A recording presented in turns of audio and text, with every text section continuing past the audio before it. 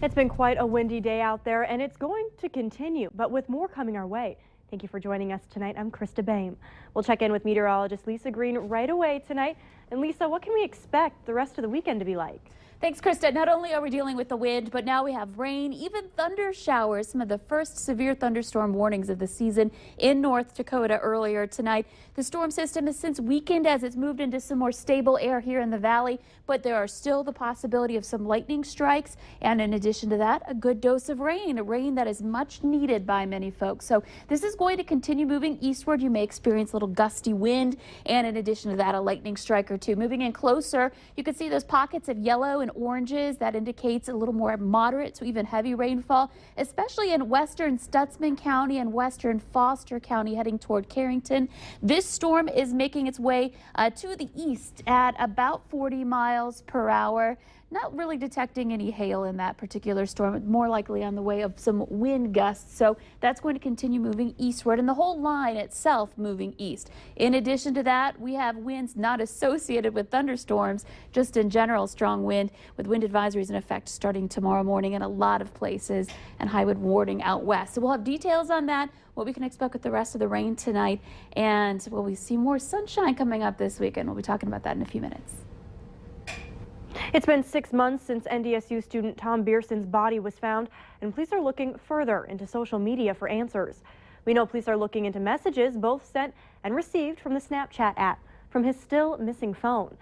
Fargo police filed a warrant Thursday in Cass County District Court, and prior to that subpoenaed Snapchat in mid-October of last year for all of Beerson's data on his Snapchat account.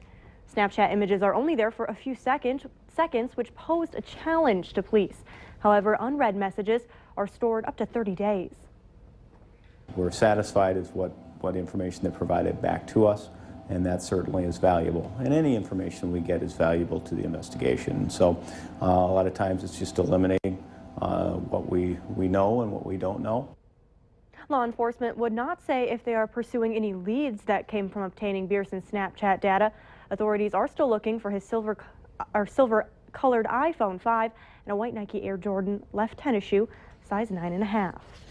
2 men are in custody for the Stop Robbery near West Acres on Thursday night. 19-year-old Jacob Black and 20-year-old Mifty Dyer were both arrested for conspiracy to commit robbery. Black had 3 unrelated warrants for his arrest in Grand Forks and an unrelated warrant in Cass County. Dyer was also arrested for criminal trespass and unlawful entry into a motor vehicle. One of the men showed a gun and demanded money from the convenience store on 13th Avenue South. If sentenced, they each face a maximum of 10 years with a possible $10,000 fine. Minneapolis police need your help to find a missing University of Minnesota student. 22-year-old Jennifer Houle was last seen between 1 and 2 a.m. Friday at Blarney Pub and Grill in Dinkytown. Her purse was found 3 blocks away around 3 a.m. She's 5'5", weighs about 140 pounds, and has long blonde hair. Houle was last seen wearing a black leather jacket, a green blouse, black leggings, and dark high-heeled shoes. Anyone with information is asked to call 911 or the Minneapolis Police tip line at 612-692-TIPS. That's 8477.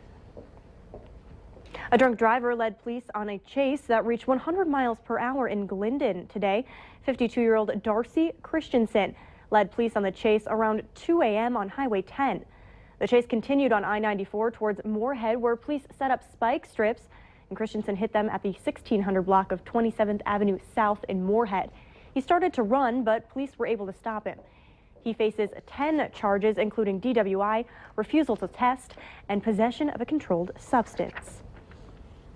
A fatal crash this morning in Wadena County is being investigated by the Minnesota State Patrol.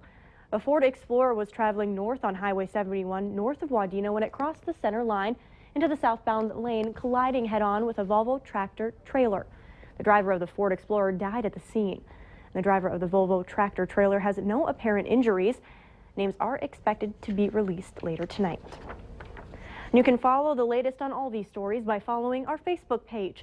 Just search Valley News Live, like our page, and you can stay informed throughout the entire day. Troops have been out scouting for food to help those in need. It's the Boy Scouts of America's 27th annual Scouting for Food Drive, the largest food drive held in the organization. The troops want to collect around 250,000 pounds of dried and canned food, which will be donated to the local emergency food pantry. If you still want to donate, there are food drop boxes at all Gate City Bank locations.